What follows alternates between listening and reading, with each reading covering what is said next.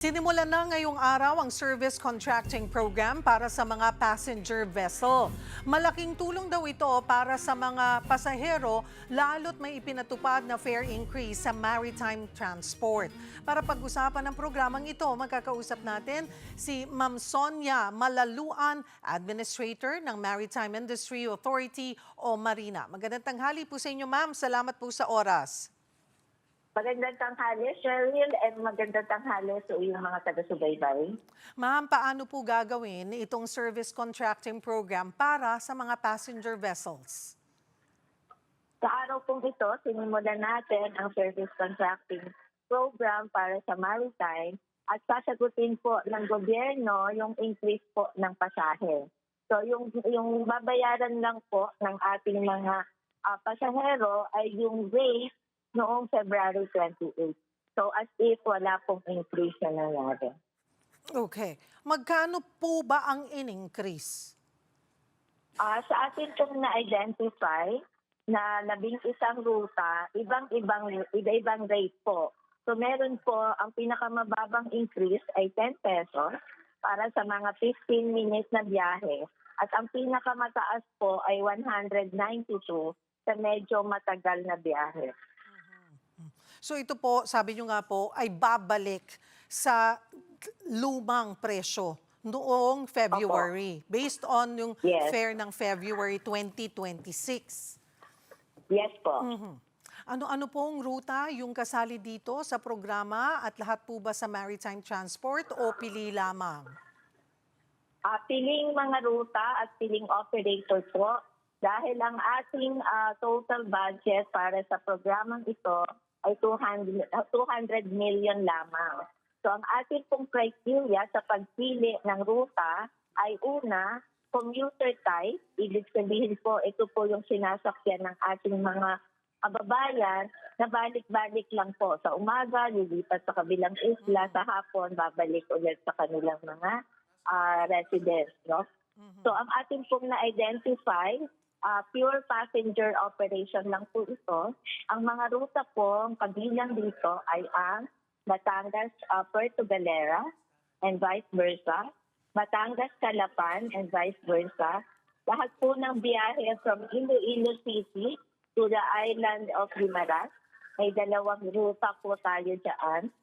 Meron po tayo sa Zamboanga City to Basilan.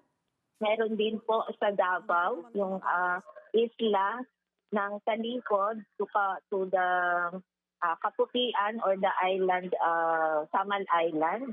At ang huli po, yung mga ruta sa may Surigao, patawid ng Dinagat Island at saka Surigao, patawid ng Socorro. So lahat po ito ay pure passenger service lang at ang isa pong criteria ay walang ibang mode of transport doon sa area na yan. Sabi nyo nga po, pili lamang and the budget we're talking about is just 200 million. So base po dito, hanggang gaano ka lang po katagal kaya ito mapapatupad, Ma'am Sonia? Cheryl, sa unang computation namin, using the maximum capacity of the vessels joining the program ay 2 linggo po or 14 days. Pero kung ang hindi naman po lahat ng trips ay punuan, pwede pa po itong ma-extend ng ilang araw. So nakikita po namin 2 to 3 weeks po yung ating pagpatakbo ng programa. Paano po yung magiging monitoring ng Marina sa mga kalahok na passenger vessels at operators, Ma'am? Ay nag-deploy na po kami ng mga marina personnel sa lahat ng ports na meron po tayong ganitong programa. So araw-araw po, kukumputin na namin yung mga pasahero na sumakay sa araw na ito at makukumpute po namin magkano yung bayarin natin na subsidy para mamomonitor po natin kung paano nababawasan yung pera. Kasi kailangan po ubusin natin din yung buong 200 million sa operation nitong mga qualified operators. May bibigay din po ba agad yung subsidy mula sa programa o hihintayin muna nga itong matapos? Ay, hindi po. Ang usapan po namin sa unang implementasyon, after 2 days, magpo-process na po kami. At yung mga susunod po ay as much as possible, every day po ay babayaran natin. Depende naman din po sa amount. Kasi kung medyo maliit, baka po pwedeng ipunin muna.